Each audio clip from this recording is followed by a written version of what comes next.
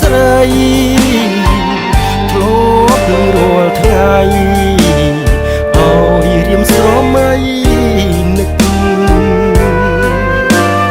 រាល់ពេលថ្ងៃយប់ព្រឹកនឹកអើយសែននឹករលឹកមាសស្ងួននួនធ្លាប់ស្នេហាស្រណោះភ្លៀងដោយសំនៀងស្នេហ៍បងច្រៀងបំពេឲ្យកាយលើអូរាអីលើបាត់ទៅទៅណា